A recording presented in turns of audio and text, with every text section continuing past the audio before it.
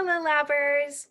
Okay, this week we're going to be wrapping up the semester really and talking about collaboration in the schools. And this lecture is going to be a lot of my anecdotal experience over the past year working in the schools with my externship, also in undergrad, working in the schools as an intern.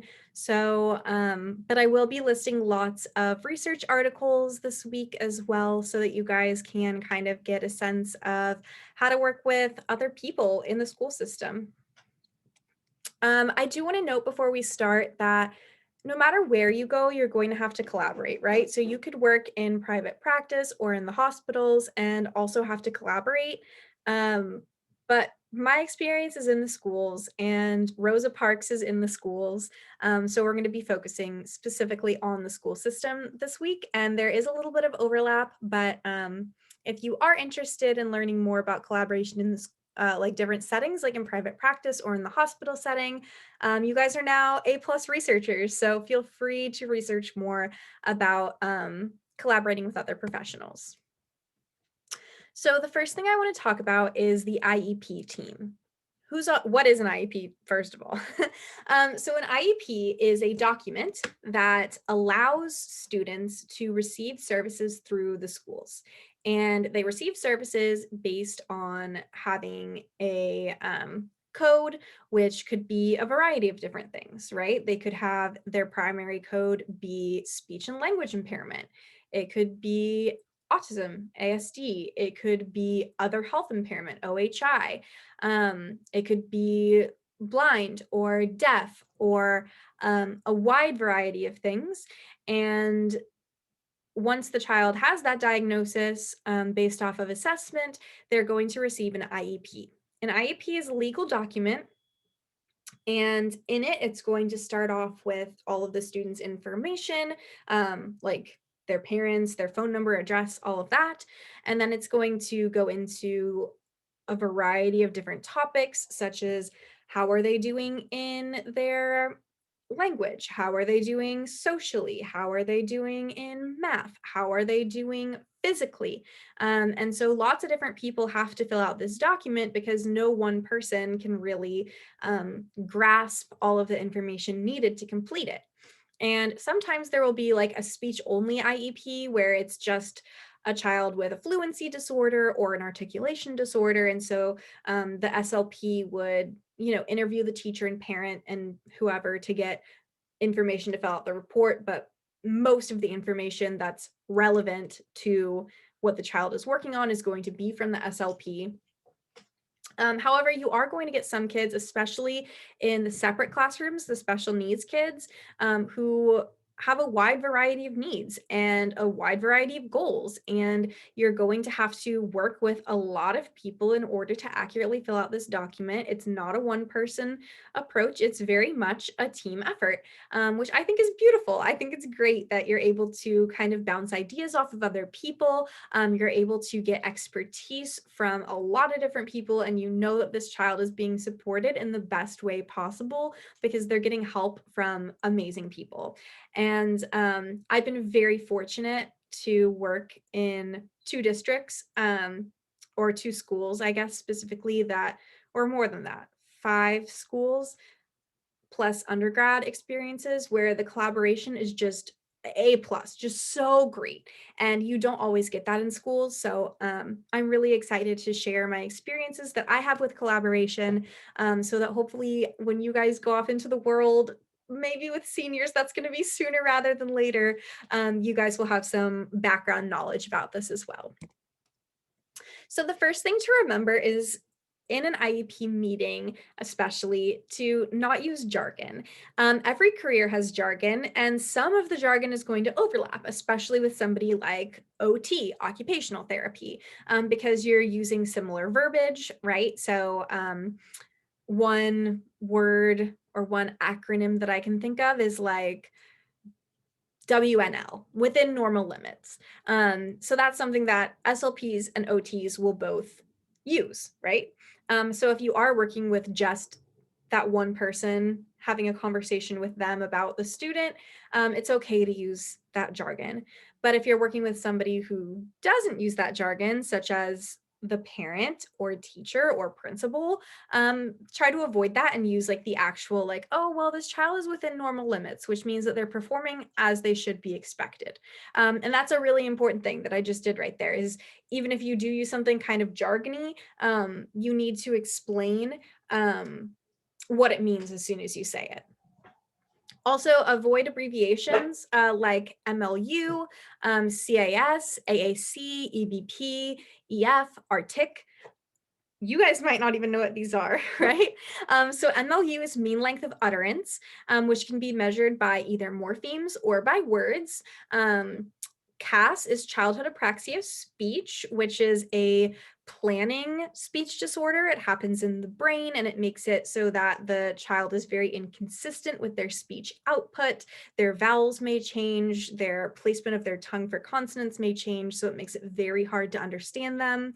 AAC is alternative or augmentative communication, which is a wide variety of things, right? It could be sign language, it could be a device like an iPad, it could be like a picture book for a younger kid, just anything that supplements their verbal language.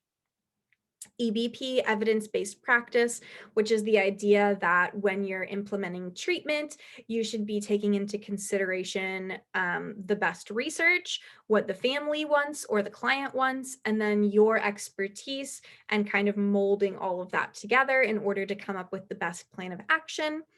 EF is executive functioning, which is the planning of things, right? It's everything that happens in the frontal lobe. And then ARTIC is articulation. And then I listed here instead explain concepts. So that's kind of what I was saying earlier. So if you are going to say something like, well, this child had a mean utterance length of 7. What does that mean? I don't know, right? And so instead, you're going to say, okay, a typically developing 4-year-old, right? So most 4-year-olds are going to make sentences that are about 4 to 5 words long.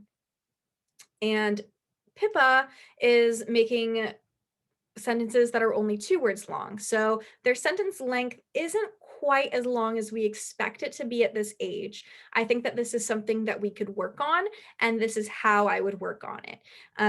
So instead of them saying doggy run, I would say doggy is running or doggy runs fast, right? And so just working on expanding that.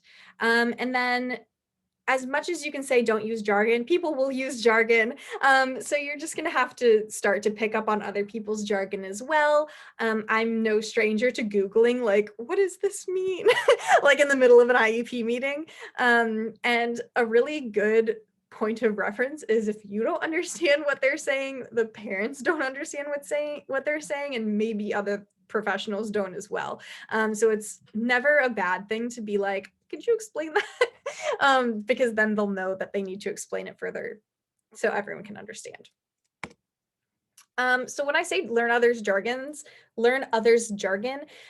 there's too much to know everything, right? But there are websites that break down different acronyms and things that you might need to know if you're reading it in a report and you're confused. So I listed out here some common people in IEP teams. Usually there's OT, PT, APE, psych, teachers, and principals. I'm going to break this down because we're avoiding jargon, right? So OT is occupational therapy. They work on fine motor skills. So in the school system, especially with younger kids like preschoolers, you're going to be seeing a lot of things like cutting and writing and making sure that they have the right grasp, right? Like a 3-finger grasp when they're writing or coloring, making sure they're pushing down with enough force to actually write effectively. As you grow older, they might work on their typing skills. It could also be things that are related to real life, right? So if a child can't feed themselves, that's something that the OT might need to work on because there's not usually going to be an adult to feed the child, especially if they're not in a separate classroom, right? So that's a goal that might work on that. So jargon that they might use could include ADLs or IADLs, which are activities of daily living.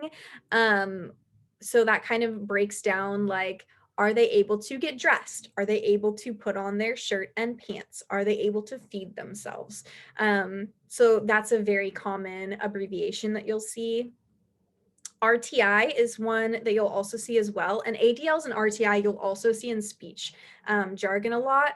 RTI is response to intervention. So that basically means that instead of putting a ton of kids on your caseload and pulling them out of the class, they're missing out on class time to like meet with you. Instead, what you can do is you can go into the teacher's classroom and you could work with like a small group during small group time, or you could lead a lesson for the whole class, or you could just support a student or two while the teacher is doing an activity. And then that way you can help them with what they need for their goal, but they're also not missing out on class time. And the students who are like at risk but not necessarily needing an IEP, they can get extra support while you're working on kids that do like actually have an IEP and need the help.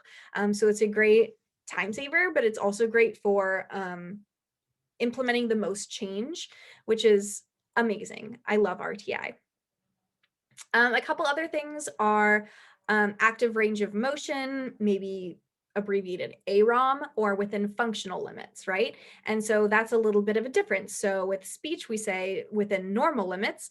OT also says within normal limits, but they also will use within functional limits, which means that they're not doing it as expected, but they're still able to do it, just not great. And so those are some jargon terms that you might need to know. PT is also somebody that you're going to see a lot in IEP meetings, and they work on gross motor skills. So that's things like walking or modifying the environment. So making sure that the student's able to get their wheelchair around, or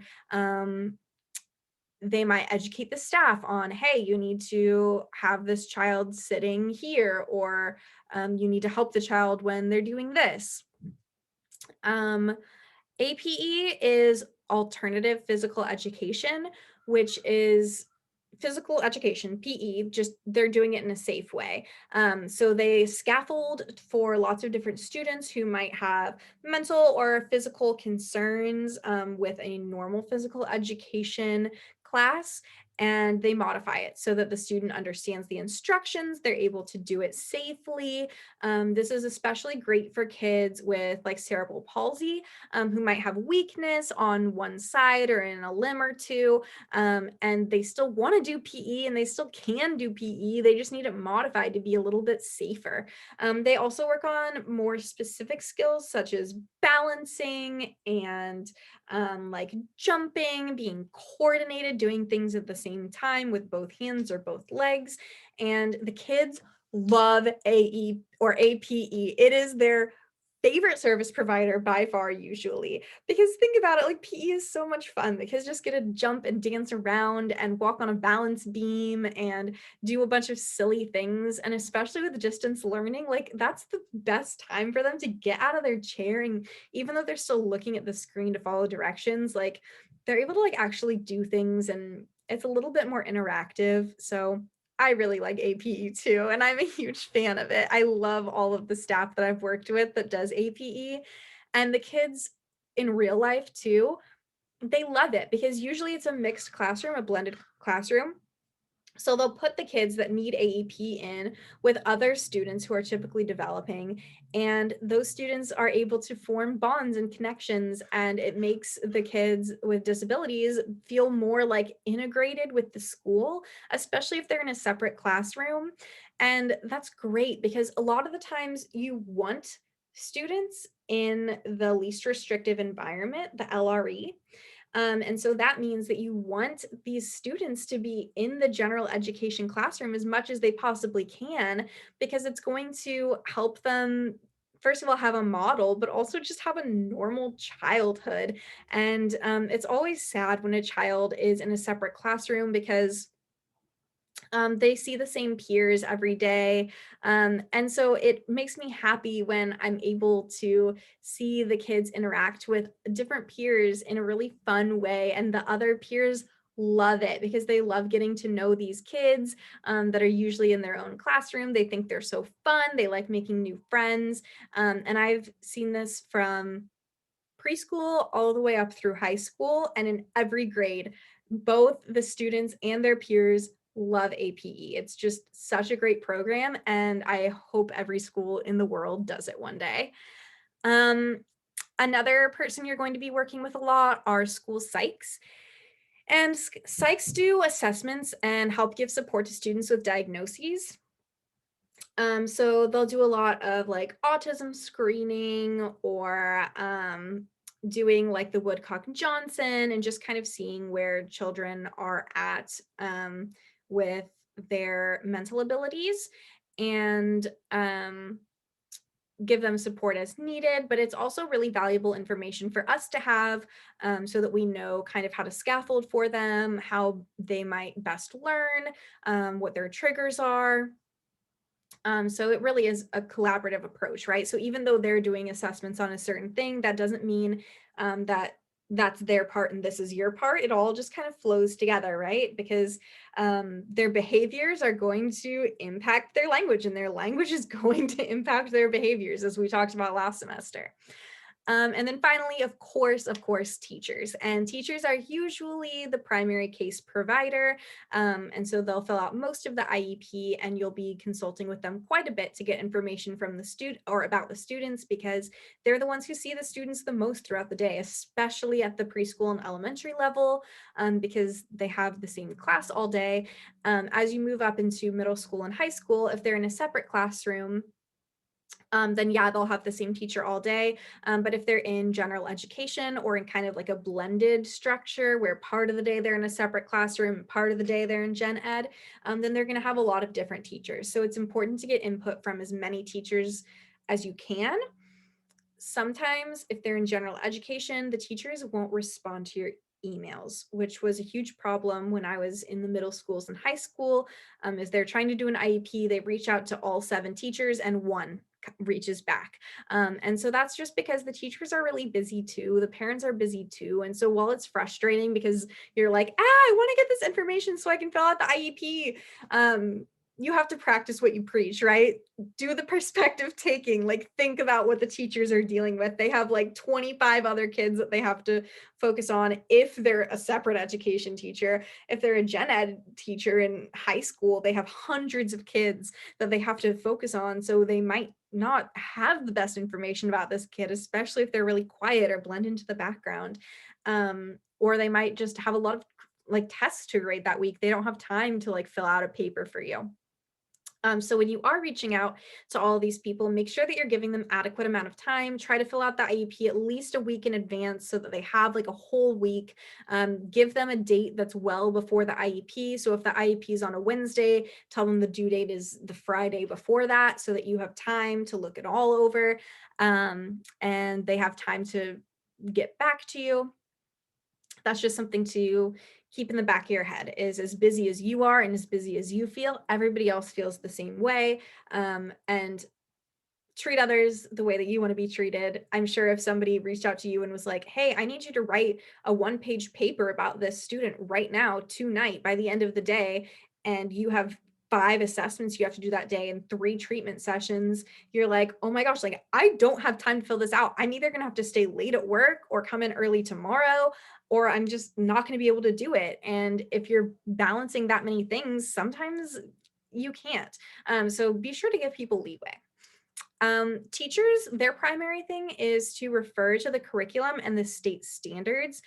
And they're usually able to describe things, but not in the jargon we use. And I'll extend this to aides as well, because aides are so vitally important. So for example, my supervisor was filling out a sheet about the social use of language of a 5th grader with ASD. And she only sees this student like an hour a week in 2 30-minute speech sessions if he comes to both of them. And we do the same routine every week. And so she isn't able to answer all of these questions, right? Because it's like, how does it act when, or how does the student act when a new stimulus is provided? How does the student act when they see a new person? And other than me, because I was new at first, she doesn't really get to see that, especially because we're doing distance learning. She can't just push into his classroom and observe. So she's able to get really great information from the teacher, the parent, and the aide, the one-on-one aide that works with him, and be like, hey, has he done this? What have you seen? What happened last week? Can you walk me through it? And the aide is able to give really, really great information about what she sees in this child. So even if it isn't the exact jargon we use, and even if she isn't able to fill out the form on her own because she isn't familiar with the form, she can give you information to supplement your knowledge so that you can fill out the form more accurately. Okay. Another thing to really keep in mind is to find out what students are working on with others. So when you're able to collaborate on goals, it's really beneficial to the student's progress. And sharing information about how the students are doing in your sessions can help provide really valuable information to other service providers. One thing that people get really concerned about here is privacy, right? We talk about like HIPAA all the time, FERPA. You never want to just give out a student's like age or name or diagnosis willy-nilly to anyone, because that's private information. And if you like had a medical surgery that was really private to you, and then you found out that your surgeon like told everybody at the grocery store about it, and now all these grocery store people know about you, like that can feel really weird. And you might not trust your surgeon after that because you're like, you're just going to tell everybody what happened to me. um and so it's really important to keep information private unless you are collaborating with another professional who's on the student's IEP team, because then you're able to work with them to help the student collaboratively, right? So if you know the students' other goals, you can help take notes and support the child on that goal in an informal setting. And it's also a really great way to build rapport with other service providers because they know, like, hey, this person's on my team. They've got my back. I know that they're supporting me as much as they can. One really great example of this that I've seen is so I'm in a pretty much all preschool setting with a couple fifth graders this semester. And we work pretty much every day with the occupational therapist. And when we aren't with the occupational therapist, sometimes the students will be like coloring while we're working because it's really hard for a student to sit in front of Zoom all day, as I'm sure all of you know. And so the OT sings this really specific song every time they work on their pre-writing skills. And so as the students are coloring, sometimes my supervisor will start singing the OT song. So even though the OT isn't there, they're not necessarily working on that skill right now. The student's still getting that input of, oh, okay, yeah, I know this song. I know what I'm supposed to be doing. And it's a really great way to kind of cross collaborate, right?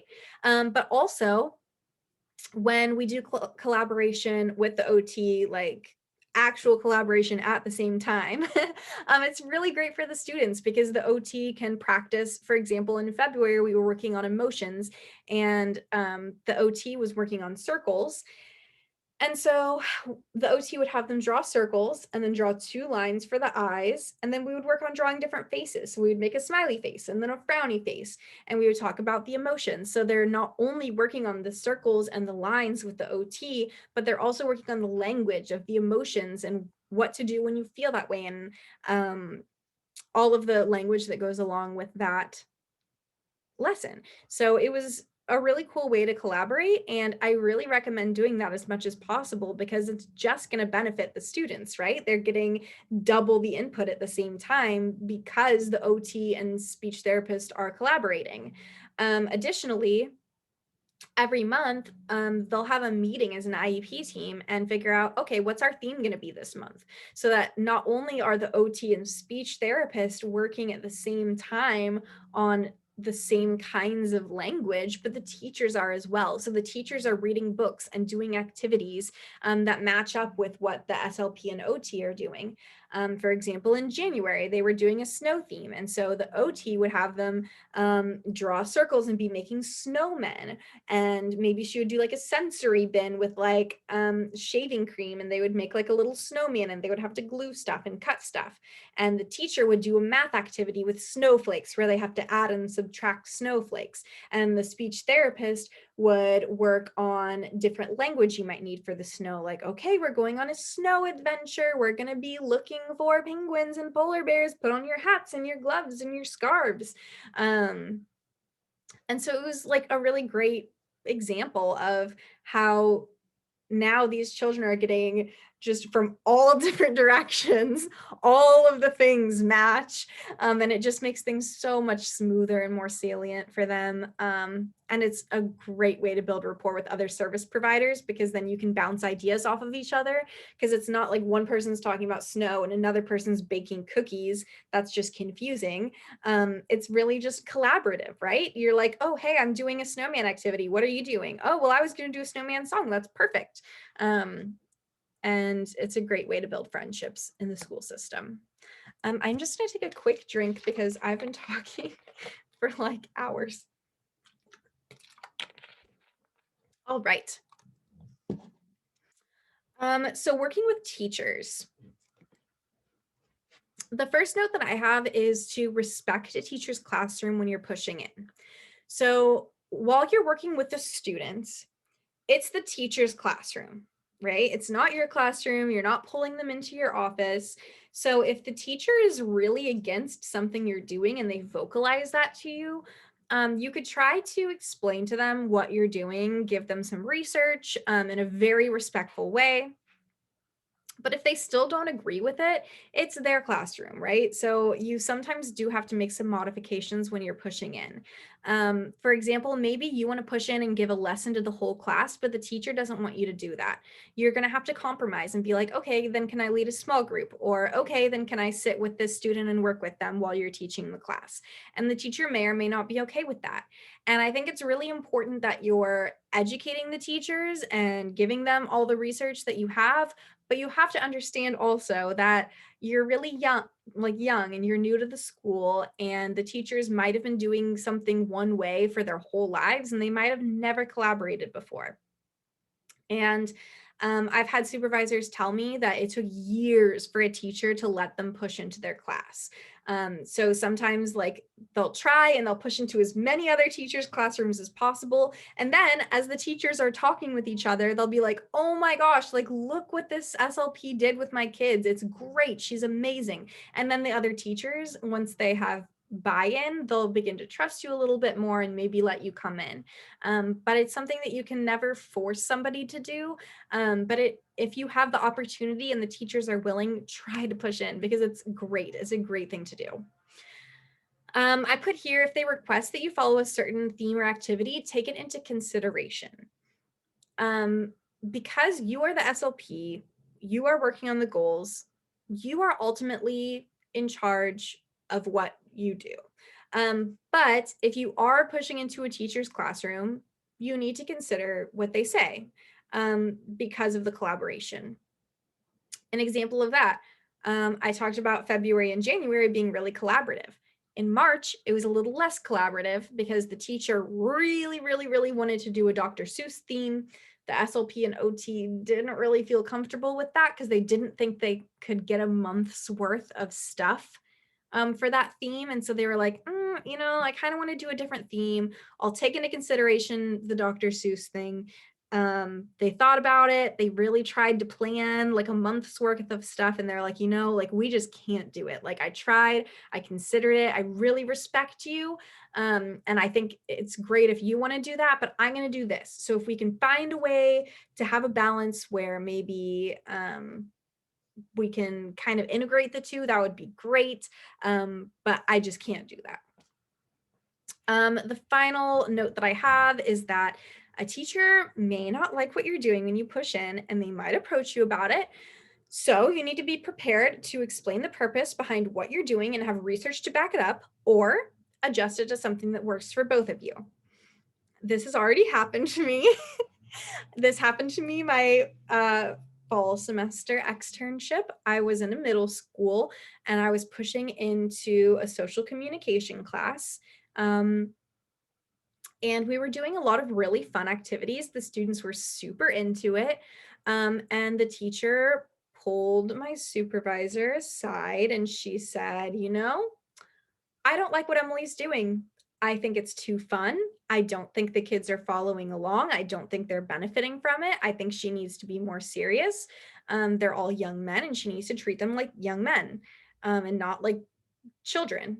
And my supervisor came to me and she was like, "Hey, just so you know, this teacher has these concerns. I want to give them to you so that you can adjust as you see fit. You don't have to change anything, but this is what she said. And at the end of the day, like we are pushing into her classroom." Um, and I said, "You know, okay, I hear you. I respect you. Like these are your students. I'm pushing into your classroom. Like I'm a guest." And so I modified just a little bit. I didn't modify a ton because I'm naturally a very bubbly teacher, right? And so people have different teaching styles, and that's fine. um, and I'm just a little bit more outgoing, and she was a little bit more subdued, and that's okay. Um, but I did tone it down and talk to the students in a little bit different of a way, but not too different. I still stayed true to who I am, and I adjusted the lessons just a little bit so that the students could still benefit from them and still have fun with them. Um, because it is Zoom and it does stink if you're a student and you're having to just look at a black and white piece of paper and read an article every week, especially when you're in like seventh grade. So I still did want to do fun things because I wanted the students to be engaged with what we were doing. But I did change it a little bit so that it was a little bit more grown up. And the teacher really liked it. And she told my supervisor that she really liked the changes that she saw. And we never had a problem after that. So um, just that's what I mean by take it into consideration. Never change who you are or completely change everything you're doing. But you do need to take into consideration, okay, we have different teaching styles. This teacher really isn't liking what I'm doing. So I'm not going to just turn into her because that's unrealistic and just unhealthy. But I will think about what you're saying. I'll tone myself down a little bit. I'll make the activities a little different, more your style, um, to kind of compromise and come up with a lesson that I'm still confident about and still proud of, but that you're also comfortable with. And I think that was a really great learning point for me. And I think that this semester, I've never had a situation like that. Like the teachers are all super bubbly, like they have very similar personalities to me. So I think it's a huge, just like middle school versus preschool thing. But just so you know, like it's okay if that happens. You just need to be respectful about it. And just tell them, I hear you and I respect you and I understand this is your classroom and I want to make sure that you're comfortable and that the students are learning. That's why I'm here to support you. And just make that very clear because it's going to just make the teacher feel more confident and comfortable with you, and it's also going to um, build that relationship as well, because if the teacher sees that you're willing to work with her, then in the future she's going to have more trust in you, versus if you clap back and you're like, "No, I'm going to keep doing what I want," then the teacher's going to be like, "Okay, then you can't push into my class," right? And then it's just going to cause like a really toxic work environment too. So I would never recommend doing that. But yeah, if you can, try to compromise. I have another note of working with parents. So for this one, keep the parents involved. So online learning has actually been really great for this because most of the time, especially for the preschoolers and elementary schoolers, the parents are right there. And so they're able to see what you're doing. They're asking questions, they're helping scaffold and prompt on like behind the scenes, which has been so great. usually in real life, you don't get to talk to the parents that much. So usually you should try to give an update about the student when you can. Definitely upgrade the student's progress at least once per semester. Keep the parents involved when you're writing goals before and during the IEP. So for example, every time there's an IEP coming up, like 2 weeks before the meeting, my supervisor will reach out to the parents and be like, hey, this is kind of what I'm seeing. What are you seeing at home? What are your concerns? What do you think they need to work on? And they'll set up like a meeting or two just to talk to the parents and get like a feel for what the parents are thinking and feeling and what the parents are doing at home so that the SLP can kind of base their uh, goals off of that as well as what they're seeing. Um, I put here, like, remember that you see the kids for like 30 minutes or an hour a week, and the parents see them about 100 hours a week. Like, they see them anytime they're not at school. So the parents always know best, right? They know what their kid is seeing and doing outside of school. And so it's really important to take that into consideration. And usually the parents want what's best for their child. So even if you have a parent who's being like difficult, they're not being difficult. They're fighting for their kid. It's because they love them and they're passionate about them and they want to make sure that they're getting the help they need at school. So I never get offended if a parent brings in an advocate, or if a parent is like comes in like guns blazing, like, I want this for my kid. I never get upset because I get it. Like, if I had a kid who needed services, I would be the same way. So yeah, talk with them, work with them, compromise, but also understand, same thing as with the teachers. Sometimes the parents are like, I want you to see my child individually for an hour every single day. Like, that's just unrealistic. You just physically can't do that with every kid. And so you do have to be like, okay, here's my assessment. Here's what I'm recommending. I want to support your child in the best way like I can. I hear you, I hear your concerns. And typically if you're working with the parents like all school year and you're talking with them and you're keeping them in the loop, they're not going to come in like guns blazing, because they're going to know what's going on before the meeting. They're going to know how often you're seeing them. You're going to know what you're working on. They're going to know what you're seeing in their child. And that usually makes them more comfortable and have more trust in you. It's usually when miscommunication happens, or the parents feel like they aren't heard, or that their children aren't getting the help they need, that they start becoming angry.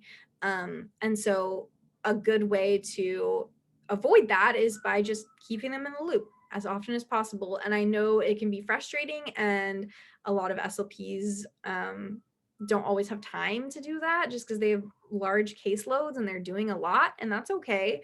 But that's a goal I have going into next year. We'll see how long it lasts. Last is to give the parents, especially of younger kids, goals and activities to work on at home when it's appropriate. So don't like every single session be giving like an hour of homework. But for example, like the Arctic middle schoolers who are working on R sounds, you could give them a list of R words every week and be like, hey, practice these in the mirror 10 times before night, or before you go to bed at night, like after you brush your teeth. And usually the kids in middle school are really motivated, especially if they're like still on Arctic, because they're like, I don't want to be in speech anymore. I don't want to have this problem. Kids are bullying me. Like, I just want to fix it.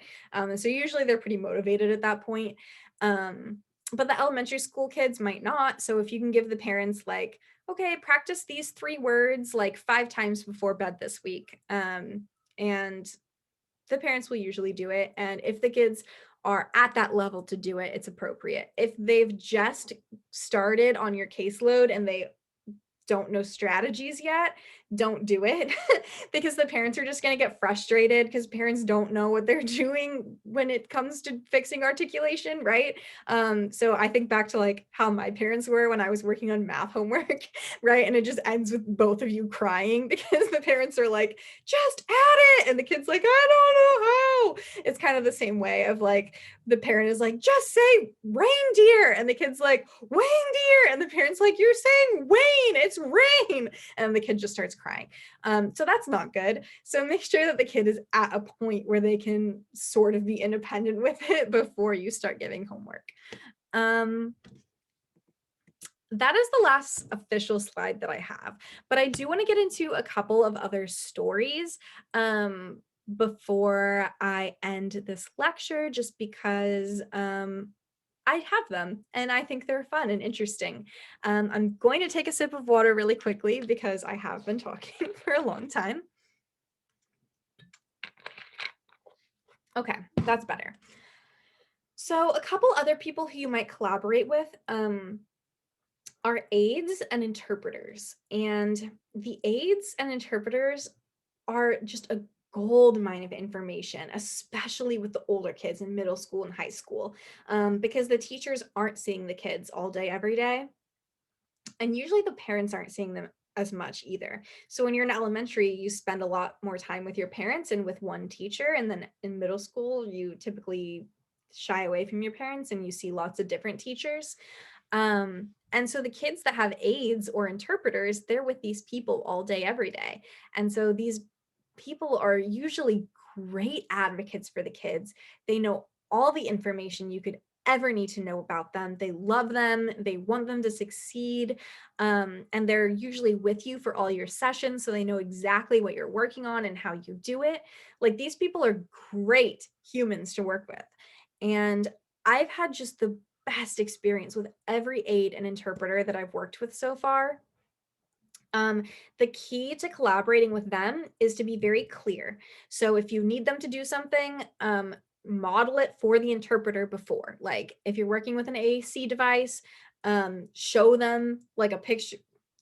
Okay, so right now, since we're online, we've been doing a lot of like screenshots. So we'll pull up a screenshot of the device and like show you pointing at everything, and then the interpreter will be like, okay, and then they know how to point. Aid. The interpreter, so I helped lead a sign club group at the high school last semester, and it was just so great. Oh my goodness, best experience ever. It was just sign language for an hour every week, with kids. Some were just deaf and wanted to practice signing with other kids. Some had other disabilities and use sign language to supplement their verbal language. But either way, all the kids were always just so thrilled to have other kids to sign with, because usually the only people they sign with are their interpreters. And so it was a really great experience. After every single session, my supervisor and I would sit with the interpreters and chat for like 30 minutes about how the session went, how to make it even better next time, what the students doing in class, how we can support them even more. They were just great, like a wealth of knowledge when we were preparing for the IEP. And at the beginning of the semester, they had less trust in us, right? Because they'd had really bad experiences with other SLPs before.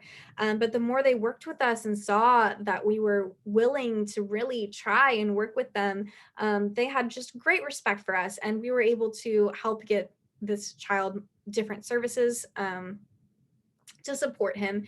And the interpreters were just so grateful because they'd been trying to push for these services and nobody else was helping them. So they really appreciated somebody taking the time to listen to them and work with them. And they were always on our side from there on out, right? So if we ever needed anything, we knew the interpreters would back us up 100%. And that's just like the relationship you want with your coworkers, right? Like, you should always just be doing your best to be working in a positive way with these people, with all of these people who I've mentioned, right? The aides, the interpreters, teachers, parents, other service providers like OT, PT, psych, the school principal, like everybody. Just have a very positive attitude with them. Try to help them as much as you can, realistically. Um, Always say things like, I'll take that into consideration, or I really respect your point of view, or thank you for bringing that to my attention. And that kind of verbiage will make them feel like them approaching you is okay. and that you're willing to hear them out. A lot of people just want to be listened to and heard. So if you're able to just take that extra minute or two of your time and just listen to them and be somebody that they can rely on, then it's going to help you out too, right? Because if you ever need, for example, if you're working really well with the teachers and you have a really great relationship with the teachers and you need them to fill out that form, we're back to the form. The teachers are going to be more inclined to fill it out, right? Because they know that you always help them, that you really respect them and their time. And so then you're going to be able to get the information you need. Or if you have a student who, for example, I'll go back to what the interpreters were working on. A couple of the teachers weren't pausing, so they were like sharing their screen and also talking at the same time, and they'd be like, look at this on the screen, and they'd highlight something, but the interpreter is signing over here, so the student has to like look at the interpreter signing, but they can't see what the teacher's highlighting because they don't have two eyes, right? So we had to have a discussion with the teachers like, oh hey, like you need to pause, or you need to give this to the student beforehand so the student can read over it, so they're familiar with the form before, so they can watch the interpreter and jump back and forth easier. And so in those kind of situations, it's really nice to have a good positive relationship with the teacher so that when you come to them with that concern, you can present it in a very respectful manner, and the teacher's not going to argue back and be like, no, I do what I want. It'll be a more positive collaborative conversation of, hey, like, this student told me that they've been having a lot of trouble keeping up because of this. Like, I just wanted to give you some information about working with deaf and hard of hearing students. Like, I have a lot of background with this. Like, I'd love to share with you some things that have worked for me in the past. Can I, take you out for coffee and we can discuss this? Or do you have time for a quick meeting during your break, or whatever? And usually the teachers will respond well if you're very respectful about it, instead of adding to their stress. Because again, last time I'll mention it, but the perspective taking, right? Thinking about what they're thinking, their lives, their stress. They have things after school, they have kids and families and things that they need to be doing too. And they have tons of kids that they're working on, just like you. So just think about how you would want somebody to approach you, how you want people to react when you bring ideas to them. Think about how you should react when they bring ideas to you as well. You should always just be very respectful, and actually consider it. Don't just say like, I'll take it into consideration and then do whatever you want. Like, actually think about, hey, is there a way that I can compromise, or that I can kind of switch things up? And usually you'll find yourself better off because of it. With that being said, also remember to respect yourself, to have a line, to have a bar, and never cross over that, because your mental health and your professional opinion matter. So if somebody's trying to just totally steamroll you and completely disrespect you, understand what um, your position is, what your role is, and what your expertise is in, because you're really important too. And try not to take on too much extra work, because life is stressful enough as is. So hopefully this lecture was a really helpful starting point of how to collaborate with other people. And I did list quite a few articles below that you can look through about how to collaborate with teachers and aides below, and kind of whose domain is what, and how those can mesh together. There's a really great Venn diagram that I listed. And again, this is something that is really important for preschool project as a language facilitator, because you're going to have to collaborate with the coach and the teacher and the students, and less so than if you were in SLP or a SLIPA. But still, it's a really great starting point. If there are any juniors who potentially could go in person next year, we'll see what Rosa Parks decides to do. This is something you will see. And if you are going off to be a SLIPA or to grad school, this is something you're definitely going to have to do. And honestly, no matter where you go in life, you're going to have to collaborate. So hopefully this was helpful for everyone. I think this is a really important topic and something that I didn't get a lot of explicit training on before grad school. And so I wish I would have. So hopefully this was helpful for you guys. If there's anything I can do to support you, let me know and or let your coaches know, and we'll be here for you. Just a reminder that the next 2 weeks, we left blank for lectures because I want to know what you want to know, right?